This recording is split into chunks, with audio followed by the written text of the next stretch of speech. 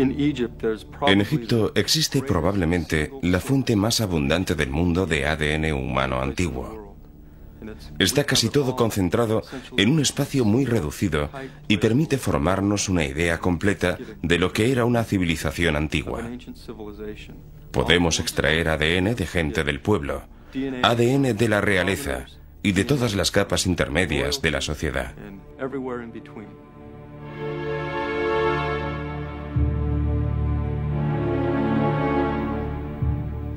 Uno de los principales objetivos de nuestro laboratorio es comprender de dónde proceden nuestros genes. Ahora podemos retroceder 10.000 años y observar los genes antiguos, cómo eran, cómo han evolucionado con el paso del tiempo, cómo han reaccionado ante los cambios medioambientales y con qué velocidad lo han hecho. Si podemos remontarnos en el tiempo para averiguar cómo eran los genes antiguamente y en diferentes épocas hasta llegar a la actualidad, también será posible hacernos una idea de a dónde nos dirigimos en el futuro. Scott Woodward ha emprendido una investigación sobre el ADN, es decir, el componente básico del hombre, la esencia de la humanidad. Este científico de la Brigham Young University ha conseguido permiso para recoger muestras de antiguos faraones. Su estudio lo ha llevado a los cuerpos y a las células de los reyes y las reinas con el fin de recuperar genes que desaparecieron de la faz de la Tierra cuando los soberanos pasaron a mejor vida. El faraón ha muerto y yace en su tumba. Su nombre será recordado durante varios milenios.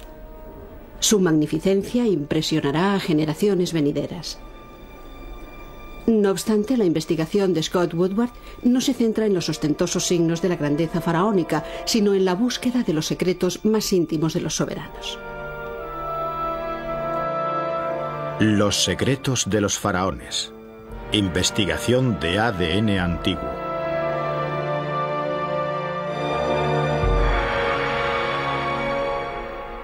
Los fabulosos tesoros del antiguo Egipto reflejan un mundo de gloria, el reinado de dinastías divinizadas.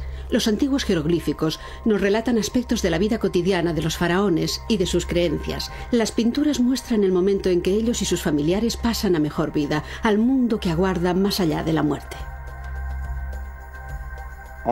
Aunque hay mucha gente que ya ha visto las momias reales, me siento como si estuviera contemplando algo por primera vez. Algo que ha estado enterrado durante 3.000 años. Y resulta sobrecogedor. Al abrir la puerta de la sala de las momias, donde hay 27 momias reales del antiguo Egipto, encontramos, por ejemplo, a Rameses II, Rameses el Grande. Hemos visto películas sobre él, hemos leído novelas acerca de su vida, y ahora lo tenemos ahí, ante nuestros ojos. A pesar de las excavaciones realizadas durante décadas, todavía ignoramos muchas cosas de los soberanos del antiguo Egipto. Nadie ha encontrado ningún documento escrito sobre sus secretos familiares. No sabemos cómo eran ni de dónde procedían. Con el fin de preservar su sagrada condición de dioses, las familias de los faraones debían mantener limpia su sangre. No podían permitir que se mezclara con la sangre de la gente sencilla. La solución era casarse dentro del seno familiar. ¿Acaso la endogamia de las cortes egipcias condujo a la destrucción de la diversidad genética de las familias reales, llevando a las dinastías a un callejón sin salida? Nasri Iskander, del Museo de El Cairo, es un embalsamador actual con una misión histórica. Para él, su trabajo es algo más que un trabajo científico. Creo que en su interior, Nasri está convencido de que perpetúa la tradición de los antiguos sacerdotes que embalsamaban y conservaban a los faraones. Cree que él forma parte del proceso de su inmortalidad y como trabaja con estas momias todos los días, le infunden una sensación muy distinta de la que seguramente percibe el resto del mundo. Nasri mantiene una relación muy íntima con estas momias. Cree realmente que se trata de sus antepasados. Pero, ¿por qué es necesario hoy en día este trabajo si las momias han resistido la fuerza destructiva del tiempo? La respuesta es sencilla. Nuestros contemporáneos han sacado los cuerpos momificados de sus sarcófagos, de sus cámaras con atmósfera controlada, dejándolos expuestos a un mundo que contiene una gran cantidad de factores erosivos. La tarea actual de Nasri es recrear la atmósfera de las tumbas originales.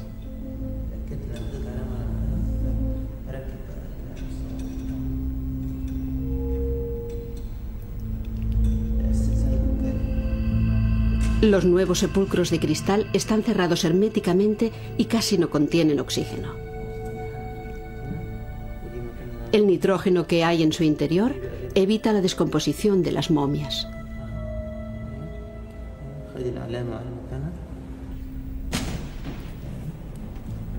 Hola, Nasri. ¿Cómo estás? Bien. Ya que pronto todas las momias reales quedarán colocadas para siempre en su nuevo sepulcro de cristal, esta es la última oportunidad que tiene Scott Woodward para acceder a ellas y extraer muestras de tejido de su cuerpo. Sin embargo, todavía no sabemos si será posible hallar los genes de los faraones, si Scott Woodward podrá abrir las miles de tumbas que aún siguen cerradas y analizar la apreciada información genética que contienen las antiguas células. ¿Qué tenemos aquí? Tenemos a la señora X, una mujer del Imperio Nuevo a la que no conocemos, pero que sabemos que pertenecía a la nobleza. ¿Qué tal si la destapamos y vemos qué encontramos? De acuerdo. ¿Quién es esta misteriosa dama que fue enterrada junto a varios faraones en la famosa tumba de Deir el Medina? ¿Se trata de una antigua reina? Si es así, una muestra de ADN podría darnos una pista. Con cuidado. Despacio. Otra más.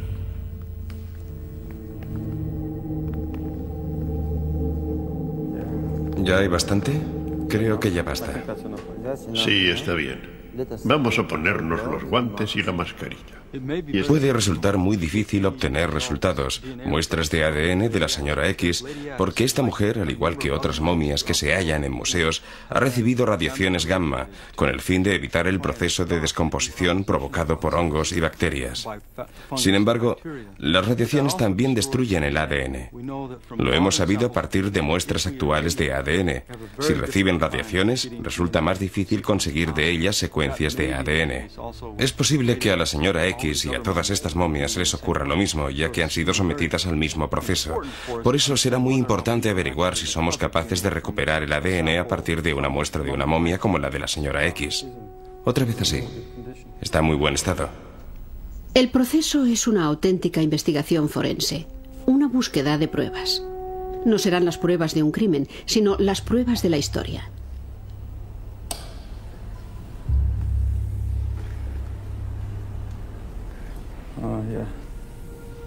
Mediante un endoscopio moderno, los científicos pueden ver el interior de la momia y buscar información.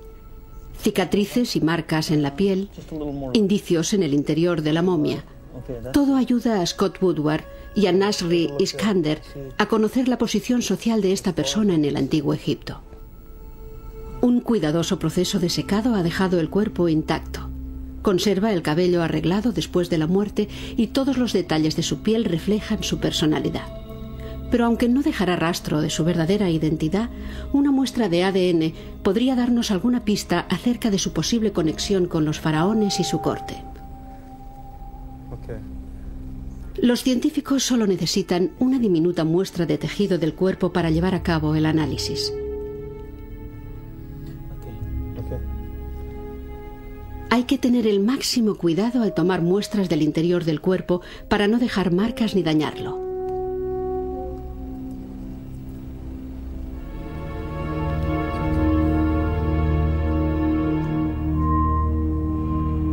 Scott ya ha extraído muestras del tejido de soberanos como Seqenenre, Amenhotep I y Tutmosis I.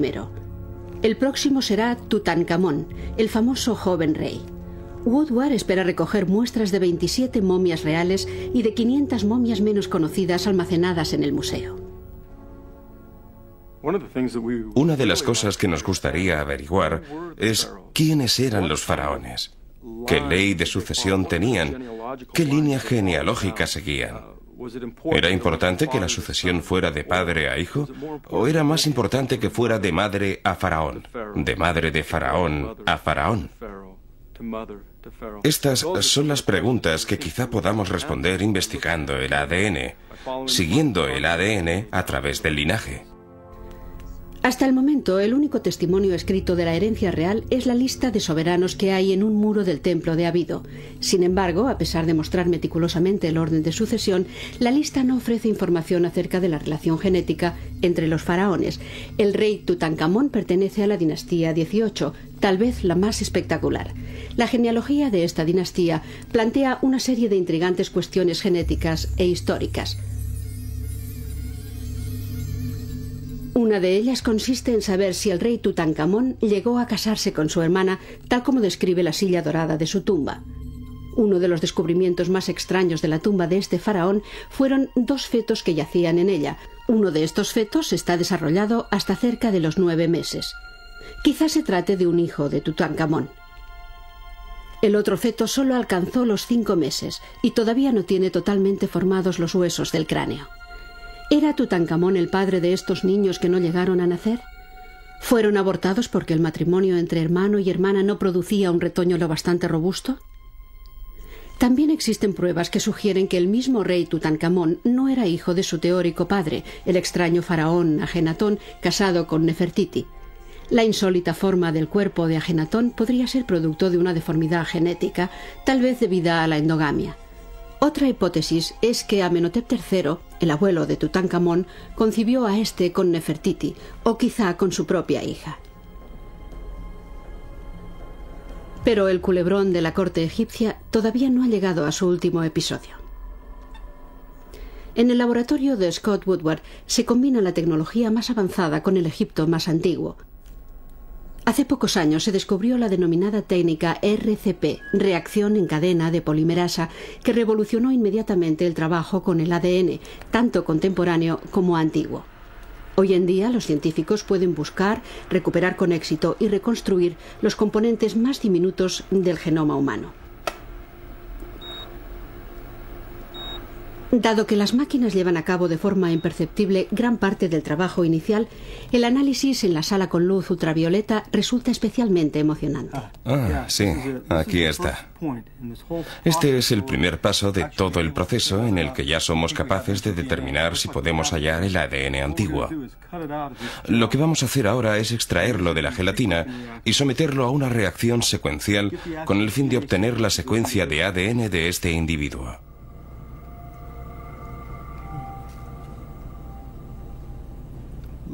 ¿Lo levantamos? Esto nos revelará quién era esta persona y con quién podía estar emparentada.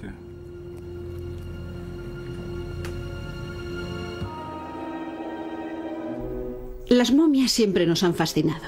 Sin embargo, el hombre de hoy mantiene una relación muy extraña, por no decir trágica, con sus antepasados. Los occidentales hemos profanado sus tumbas y sus cuerpos. Las momias han sido utilizadas como abono para los campos y como combustible para las locomotoras y los barcos de vapor que navegaban por el Nilo. Se llegó a exportar momias a Estados Unidos para fabricar papel. Durante siglos y también en el siglo XX se transportaba polvo de momia a Europa como una medicina milagrosa destinada a favorecer la longevidad. Pero ha sido tal vez el mundo de ficción creado por Hollywood el que ha proporcionado las impresiones y creencias más duraderas acerca de las momias, entre ellas la maldición de la momia. Cuidado, la momia está aquí. Los espectadores que acudieron una generación atrás a ver el clásico de terror de la Universal ya saben de qué hablamos. Norman Mahler, la guardiana de la momia, es perfecta para esta misión, dado su increíble parecido con la legendaria reina de Egipto Nefertiti. La momia requiere el cuidado continuo de una experta, de lo contrario...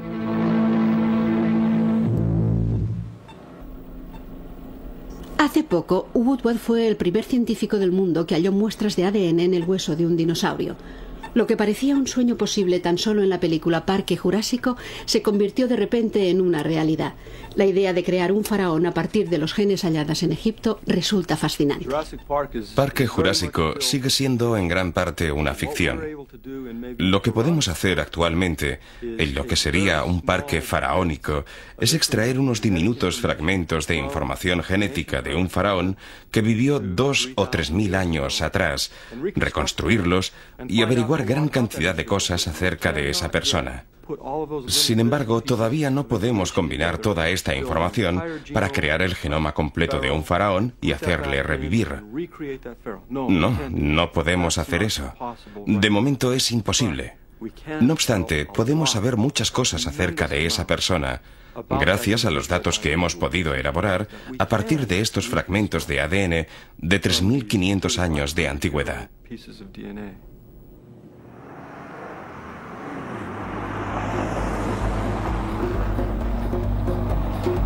Pero la búsqueda del ADN antiguo va más allá de las imponentes pirámides y los silenciosos templos de los faraones. Una expedición norteamericana de la Brigham Young University se ha centrado en la historia de la gente sencilla. Wilfred Briggs, profesor de historia antigua y experto en lenguas arcaicas, lleva más de 15 años visitando esta parte de Egipto. Esta vez le acompaña Scott Woodward en su investigación sobre los secretos de los faraones.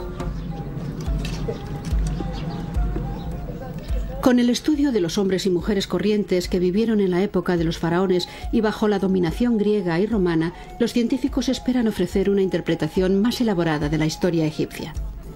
El Fayum se considera el asentamiento más antiguo de la región. Aquí se empezó a practicar la agricultura hace más de 7000 años. El oasis, que es una depresión en el desierto capaz de mantener importantes reservas de agua, ha sido durante miles de años el granero de Egipto. En esta zona coincidían los agricultores del Valle del Nilo y los pastores nómadas del desierto. Al principio se limitaban a comerciar. Posteriormente, sus encuentros fueron menos pacíficos. A medida que los pueblos se unían, se fue mezclando el ADN de diferentes tribus y razas, con lo que se desarrollaron nuevas culturas.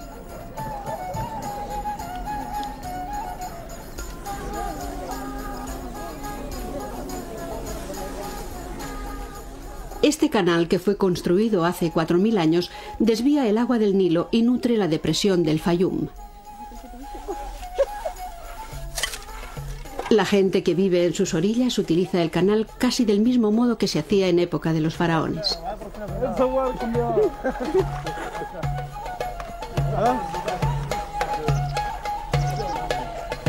Las pinturas y relieves de los muros de los templos muestran pescadores que utilizan técnicas que todavía se usan hoy. El agua y la cultura vinculan la actualidad con el período faraónico. Fueron los antepasados de estas personas los que sirvieron a los faraones, construyeron sus pirámides y lucharon por el control del agua, el pilar de la vida en el desierto.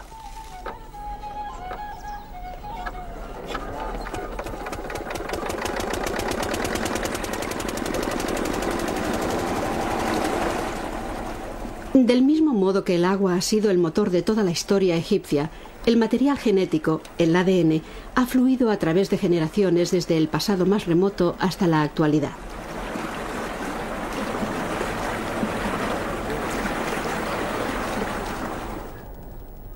Gamal Sadawi vive cerca del Fayum. Desde hace mucho tiempo ha pasado varios meses al año trabajando en unas excavaciones arqueológicas en busca de su propia historia. Buenos días, Gamal. Buenos días, Abdullah. Con su buen amigo Abdullah, Gamal se dirige al trabajo todas las mañanas atravesando los ricos campos donde cultiva la tierra el resto del año.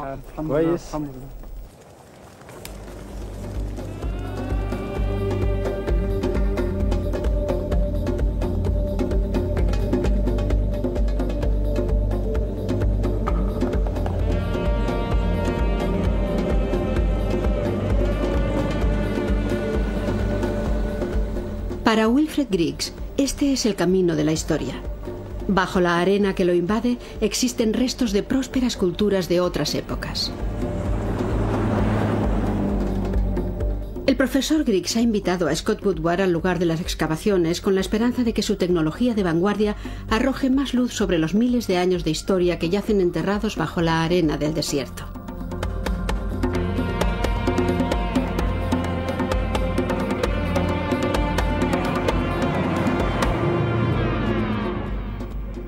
En cuanto se enteran de que vamos a venir, inmediatamente acuden 50 o 60 trabajadores.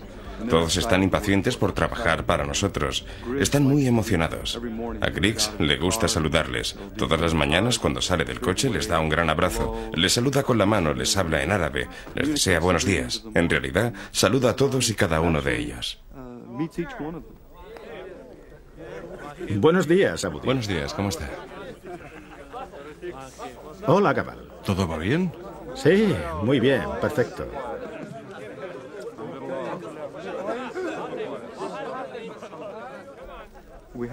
Mantenemos buena relación con la gente que vive en las aldeas próximas a las excavaciones. Nos ponemos motes, nos hacemos burla. Nos divertimos. A veces nos peleamos un poco, echamos un pulso, nos ponemos un poco a prueba.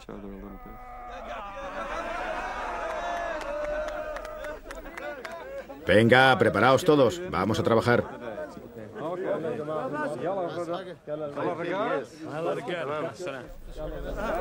El lugar de las excavaciones se encuentra más allá del canal que divide la zona entre los ricos campos de cultivo y el árido desierto.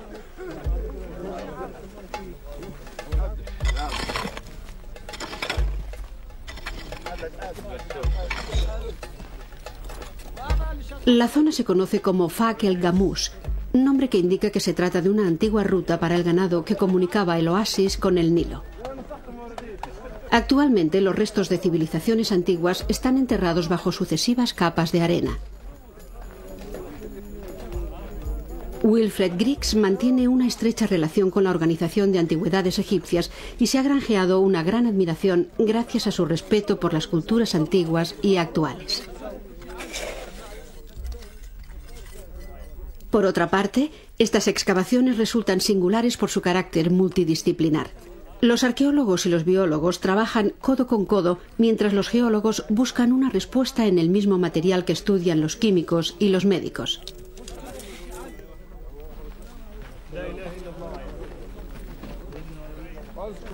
En esta zona puede haber hasta 1 millón de personas enterradas bajo la arena.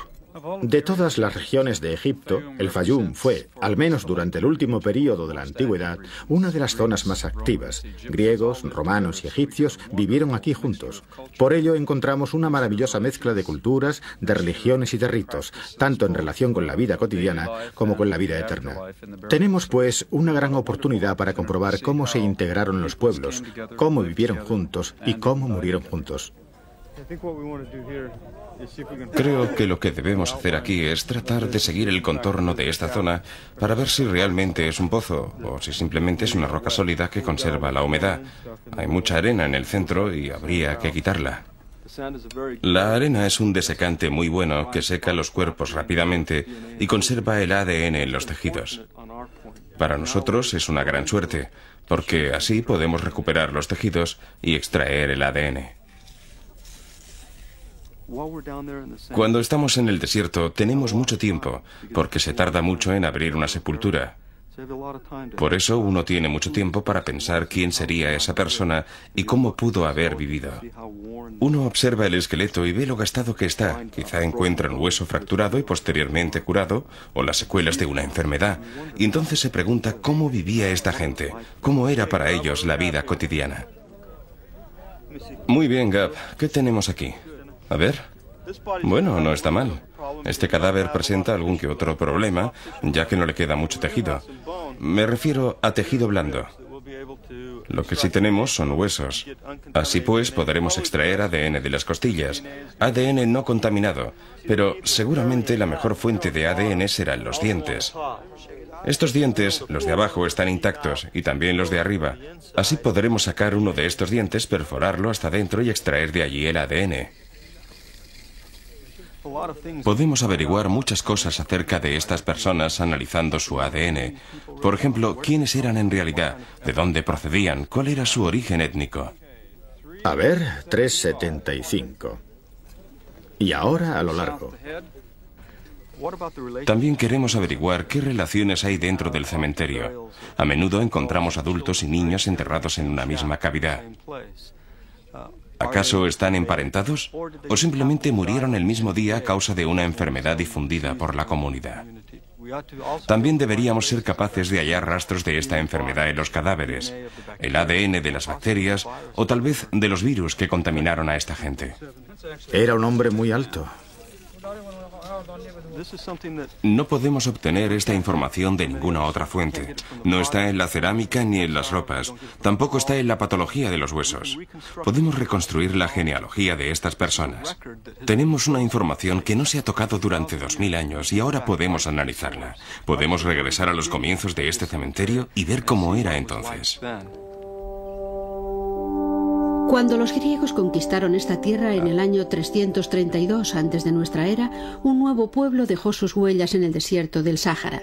Desde el templo griego de Karanis, el conquistador tenía a la vista el oasis del Fayum y la gente a la que dominaba. Sin embargo, pronto tuvieron que afrontar cierta resistencia, no tanto de los habitantes locales como de los romanos. Los romanos acabaron derrotando a los griegos unos años antes del inicio de nuestra era.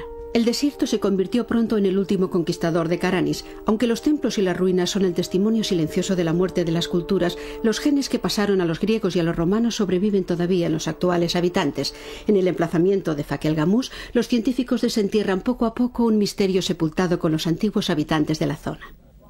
¿Scott? ¿Sí? ¿Puedes venir un momento? ¿Qué has encontrado? Tengo otro de esos cráneos, con una hendidura terrible. Mira qué corte. Fíjate qué profundo es. Debieron de haberle golpeado con un hacha, una espada o algo así. Fíjate, penetró unos 5 centímetros y le abrió el cráneo. Si no me equivoco, la mitad de las personas enterradas en esta parte del cementerio que vivieron en los siglos III y IV murieron de forma violenta. Es una proporción increíble.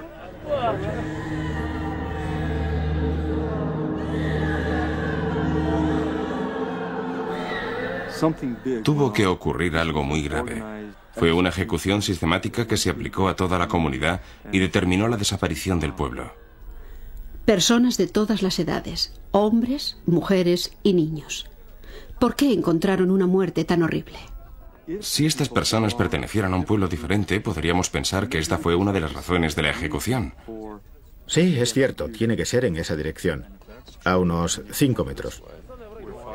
Creo que no, yo diría que estamos encima. La comparación del plano de la zona de las excavaciones con los lugares donde se han hallado cráneos dañados pronto permite establecer una pauta fascinante. No, tenemos razón. ¿También puede ser aquí?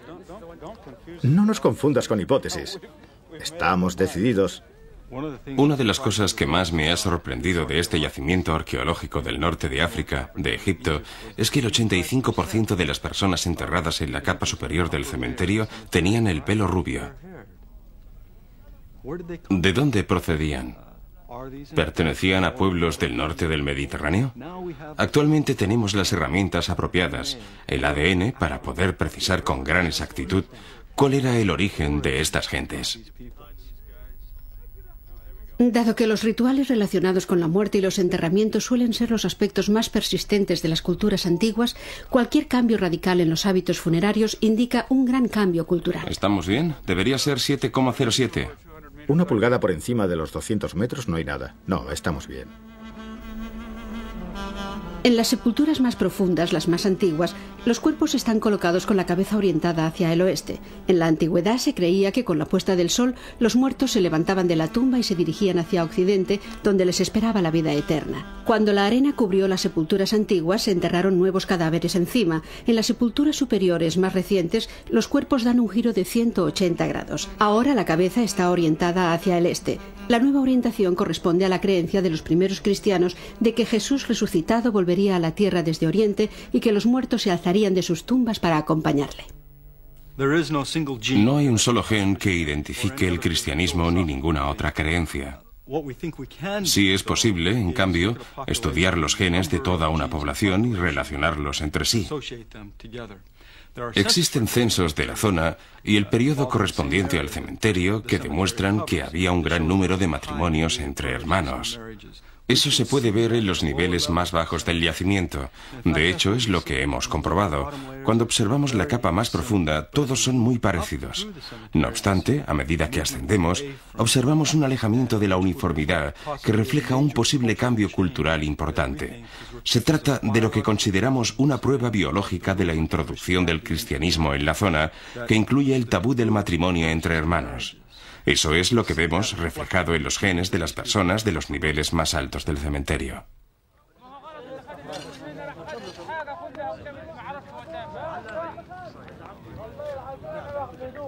Dr. Griggs. Dr. Griggs.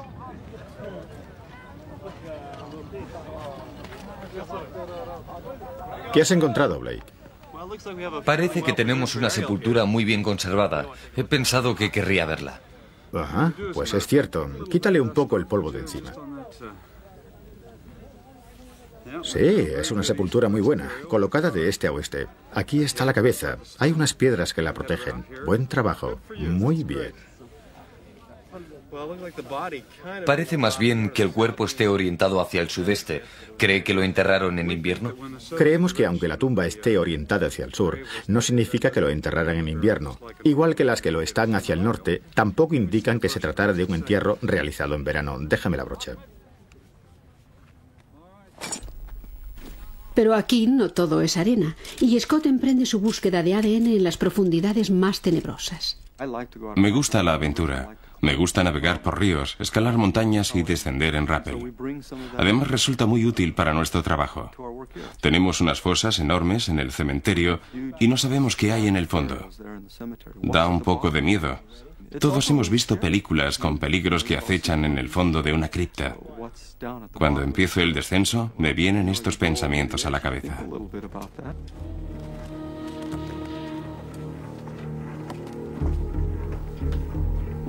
Scott tiene motivos para sentir curiosidad. Las fosas y los túmulos funerarios de Fakir Gamoos han dado más de una sorpresa a los científicos. En una cueva parecida hallaron a la momia conocida como la Princesa Dorada. Era la hija adolescente de un sumo sacerdote.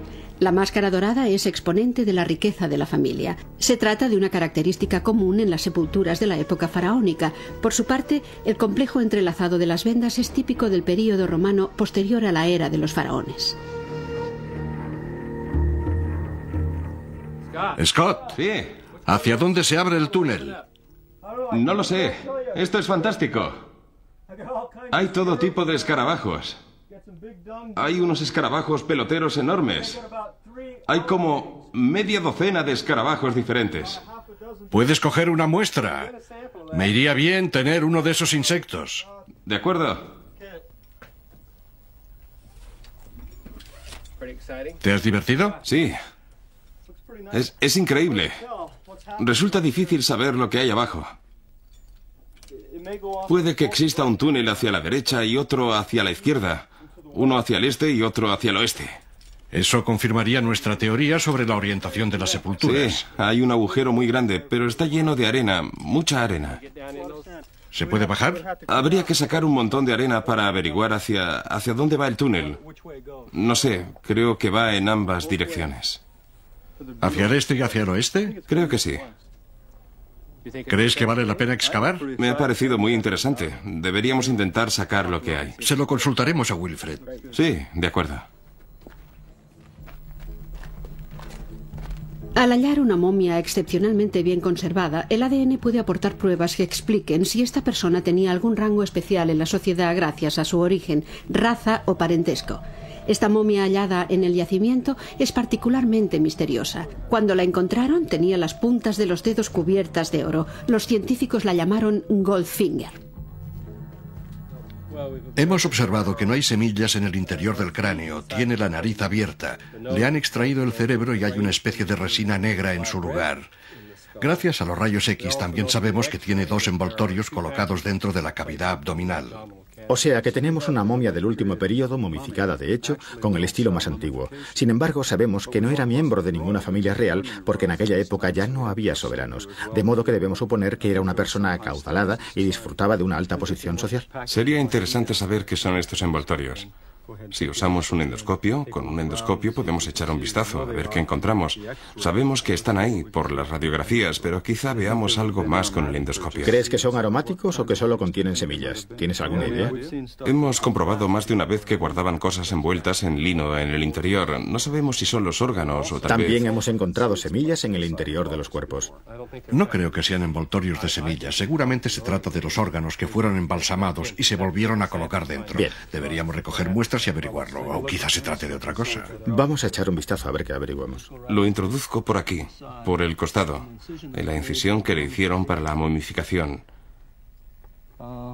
Esto está muy vacío. Hasta arriba no hay nada.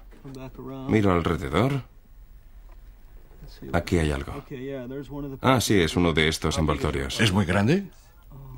Parece un pomelo. Sí, del tamaño de un pomelo. Es un tamaño considerable. High technology doesn't go very far in a cemetery in Fayum. La alta tecnología no llega muy lejos en un cementerio como el del Fayum.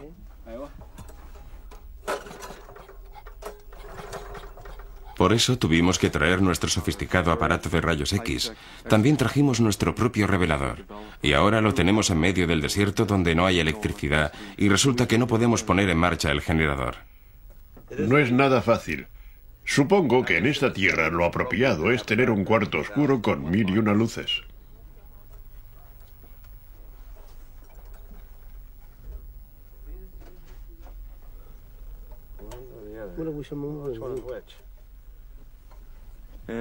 Y aquí están todos estos eminentes científicos intentando averiguar cómo funciona el generador. Al final tenemos que pedir ayuda a nuestros obreros. Tenemos que hacer venir a Gamal y decirle, Gamal, pon en marcha el generador.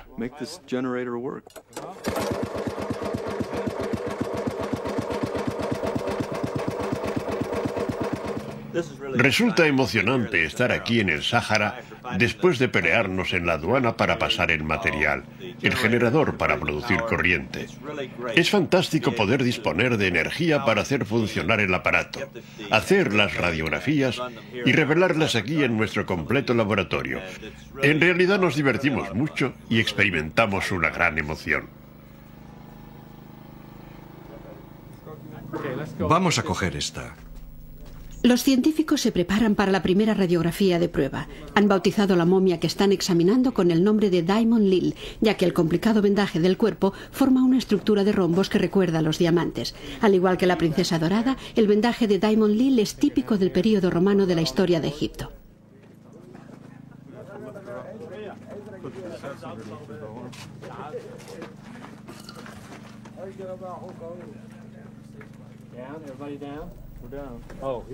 Ya está en el suelo, vamos a ponerlo aquí encima. De acuerdo. ¿Está preparado? Sí. Los científicos tienen mucho cuidado. Mediante los rayos X pueden examinar el cuerpo de la momia sin destruir el vendaje. Para este grupo de científicos de la Brigham Young University, el respeto por la cultura es de suma importancia.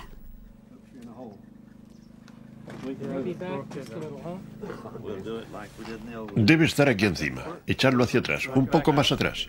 El uso de técnicas no invasivas y el compromiso de volver a enterrar las momias una vez haya terminado su estudio son pilares básicos de su enfoque científico, lo cual ha hecho que su labor se haya ganado el respeto de los egipcios.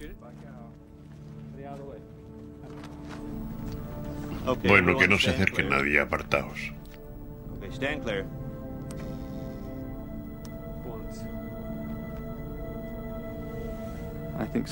A veces, cuando nos observan y ven las cosas que hacemos, tengo la impresión de que creen que estamos locos. Pero son muy curiosos. Quieren saber quiénes son estos individuos y qué relación tienen ellos con las personas enterradas en el cementerio. Manos a la obra, chicos. La imagen es perfecta. Lo hemos conseguido. Fijaos. Se ven los pendientes, el collar. Aquí hay algo, tal vez un fragmento de algún avalorio. Fijaos en los dientes. Hay dientes que no le han salido. Es una niña. Aquí se aprecian los dientes. También hay arena en el interior del vendaje. Aquí está. Rabía. Ya verás, mira. Se ve la cabeza, los ojos, los dientes. ¿Acaso es Rabía? No. ¿No? A ver.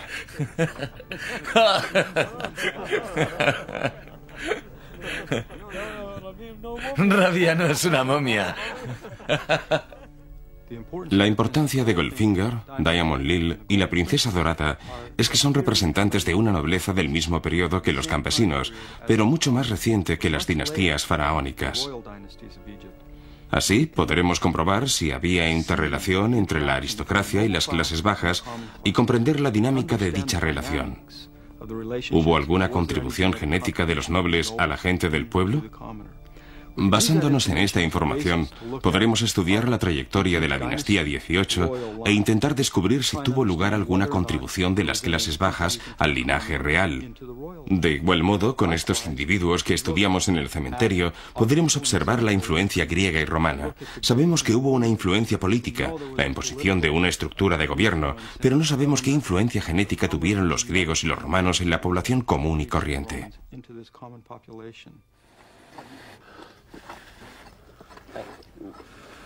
Perfecto. En el nivel superior de las excavaciones, es decir, en el nivel de época cristiana, aparece una nueva momia. Está envuelta con un vendaje precioso, un hecho que siempre atrae el interés de los trabajadores del emplazamiento.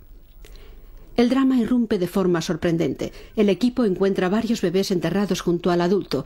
Ya han visto antes recién nacidos enterrados con adultos. A menudo el niño yace sobre el corazón de la persona mayor. Los bebés debieron morir al mismo tiempo y fueron enterrados a la vez que la persona adulta. ¿Se trata de los miembros de una sola familia? ¿Perecieron por causas violentas o debido a una enfermedad?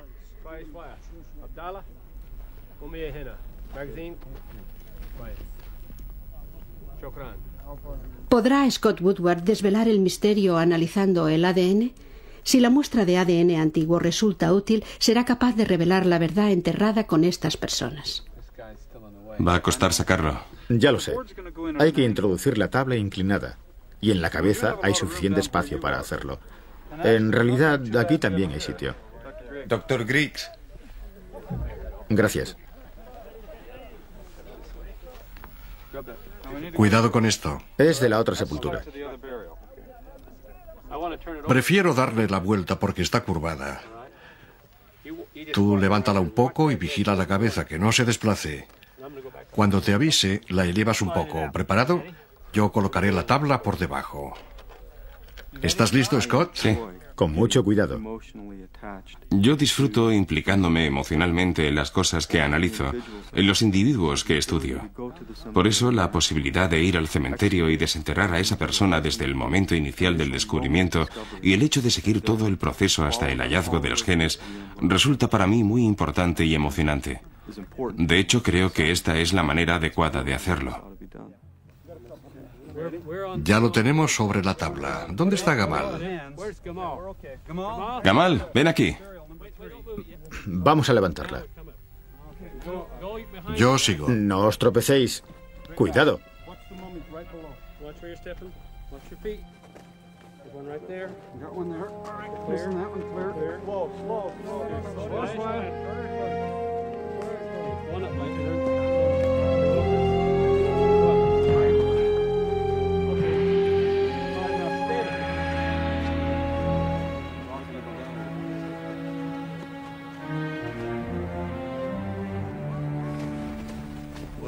Parece que está entera. Ya lo creo. Esta momia está muy bien conservada.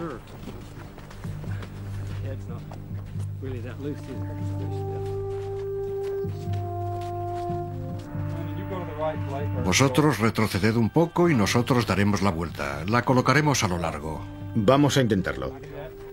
Seguid, seguid, no la soltéis.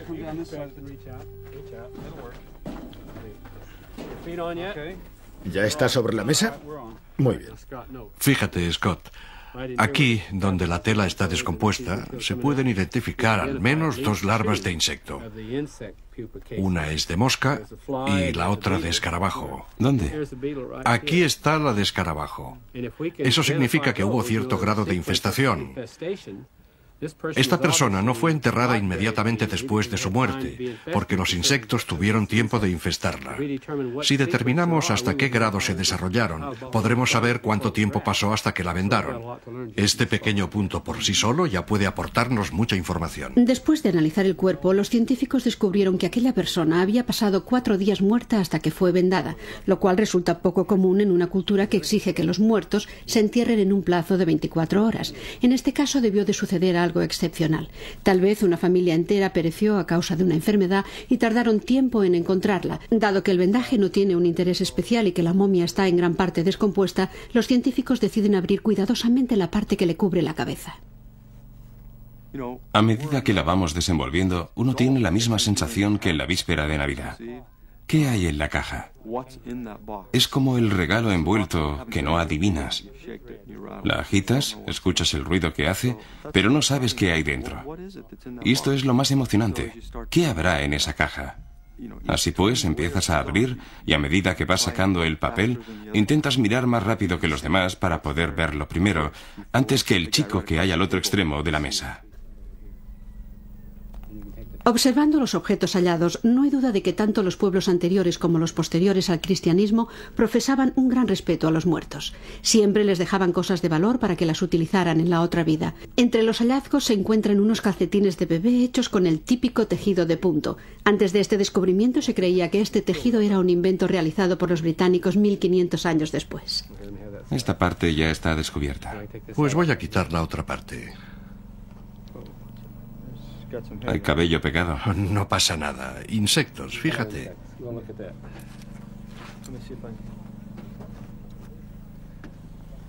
Vamos a echarle un vistazo a los dientes. Me gustan los dientes. Son probablemente la mejor fuente de ADN antiguo, por dos razones muy concretas. La primera es que están protegidos permanentemente y por ello proporcionan ADN de la mejor calidad. La segunda es que evitan la contaminación actual. Los dientes forman una barrera natural contra la contaminación. Nosotros podemos sacar un diente, perforarlo y extraer el ADN del interior, donde nadie lo ha podido tocar. Vamos a sacar este de aquí, la primera muela de la parte inferior izquierda, que está un poco suelta.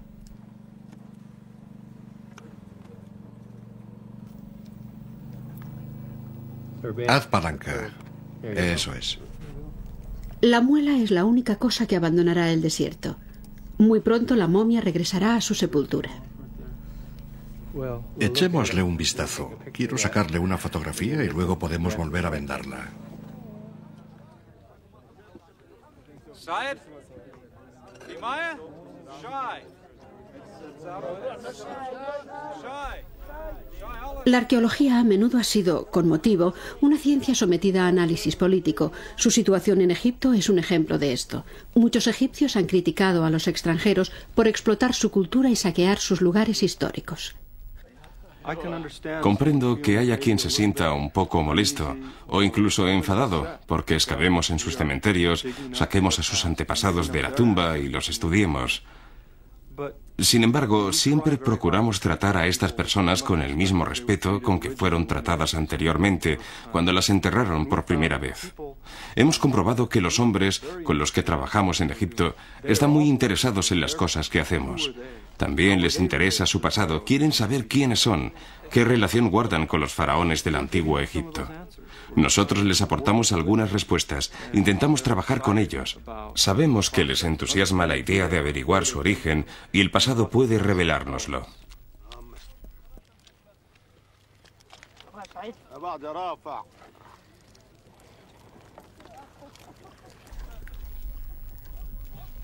El final de las excavaciones de la temporada se celebra con un festejo espontáneo y las herramientas del trabajo arqueológico se convierten en instrumentos musicales.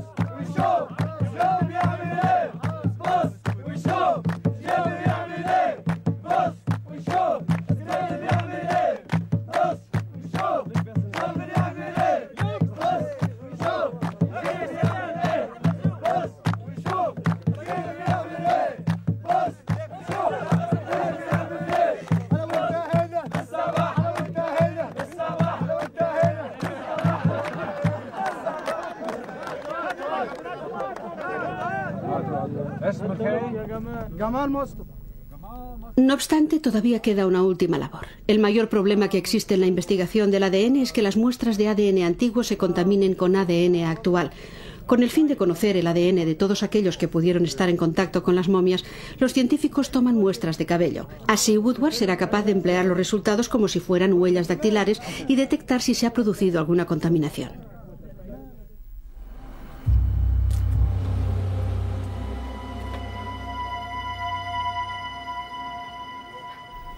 So you guys have some Keylogs ready for these?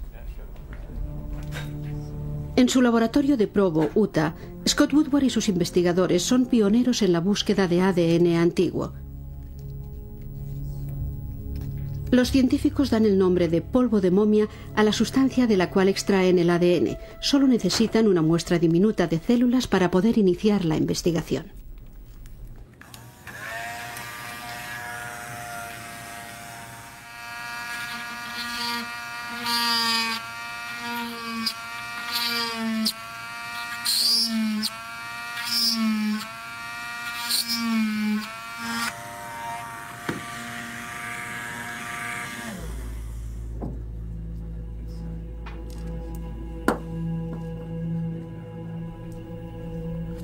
Bueno, esto es del 18 noroeste. Podéis empezar tomando un poco de esta muestra. Colocadla en la máquina y a partir de ahí continuaremos.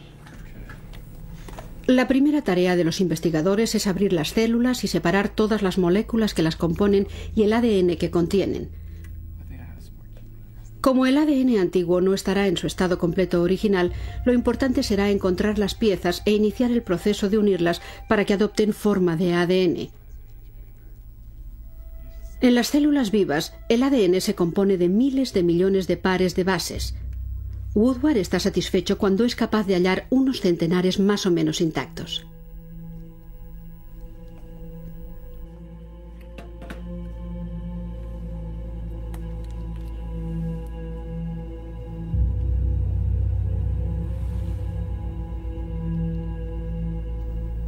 En este aparato, Scott vierte la solución con el ADN faraónico.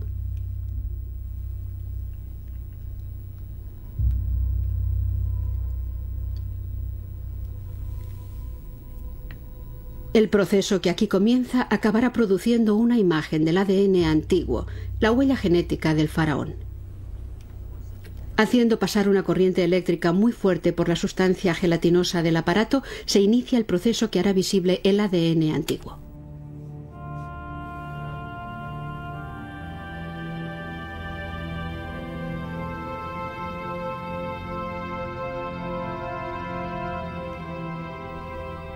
Ahora ya podemos empezar a ver la separación de los fragmentos de ADN. Los fragmentos más pequeños se mueven más deprisa por el campo eléctrico.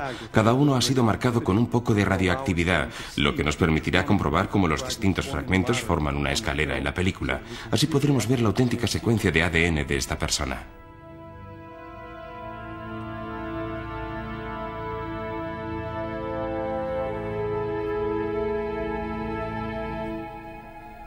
Blake, mira esto. ¿Cómo ha salido? Este ha quedado muy bien. Tenemos unas secuencias muy buenas. ¿Quiénes son estos? Son el 1 y el 3 del sudeste. Proceden de aquella sepultura familiar. ¿Es aquella familia que estaba apiñada en una tumba? Sí, la familia apiñada. Estupendo. Fíjate en el polimorfismo. Vamos a poder utilizarlo. 1, 2, 3, salto. 1, 2, 3, 4. Aquí está. Una información que ha estado 2000 años perdida y la tenemos aquí delante. Es increíble. Aquí pasa lo mismo. 1, 2, 3, salto. Y luego hay una diferencia. 1, 2, 3, 4 y otro salto. Esto es lo que nos permitirá distinguir a este individuo de todo el resto. Nos dirá quién era esta persona, de dónde procedía y qué enfermedades era más propensa a contraer. Esta información, que ha permanecido oculta durante centenares de generaciones, ahora ve la luz en lo que se refiere a estos antiguos egipcios. De hecho, ya contamos con una gran cantidad de información acerca de los campesinos enterrados en el cementerio y también de los faraones del antiguo Egipto. Los faraones dejaron un majestuoso legado de su reinado. Los hallazgos de Scott Woodward servirán para enriquecer nuestro conocimiento de la época. Tal vez, entre otras cosas, se acaben las murmuraciones y los rumores sobre las preferencias sexuales de los faraones. Partiendo de las muestras que tenemos hasta el momento y que cubren 8 generaciones de la dinastía 18, vemos que el conjunto de genes es muy limitado. No existen indicios de matrimonios con gente del pueblo, de modo que estas personas mantuvieron el conjunto de genes muy cerrado, casándose con miembros de la familia. A medida que vamos descubriendo los genes de los faraones, el significado de la vida eterna toma una nueva dimensión. Las imágenes del antiguo Libro de los Muertos muestran a los faraones entrando en el más allá. El dios Tot plasmó por escrito las hazañas de los faraones. Sin embargo, algunos secretos reales se han mantenido ocultos hasta ahora. El hecho de que hayamos sido capaces de extraer el ADN de unas momias de 3000 años de antigüedad resulta extraordinario. El ADN conseguido en los fetos hallados en la tumba de Tutankamón nos ha aportado una magnífica herramienta que nos puede servir para reconstruir la genealogía entera de la dinastía 18. A partir de aquí, podremos llegar a resolver la cuestión de la sucesión matrilineal o patrilineal, es decir, si el título de faraón se heredaba de la madre o del padre. Se vislumbra un nuevo amanecer en el estudio de la historia de Egipto. Esta avanzada técnica de extracción de muestras de ADN arroja nueva luz sobre aspectos que antes no podíamos comprender. No obstante, Scott Woodward y sus colaboradores se encuentran tan solo en las primeras etapas de esta nueva ciencia. Sin duda, Woodward puede empezar a elaborar una nueva historia de Egipto usando la información genética del antiguo ADN. Pero los faraones todavía podrán seguir ocultando su misterioso pasado durante un tiempo. Por ahora, Scott Woodward todavía no tiene todas las respuestas, aunque desde luego ha encontrado la herramienta que le permitirá plantear las cuestiones que algún día desvelarán los secretos de los faraones.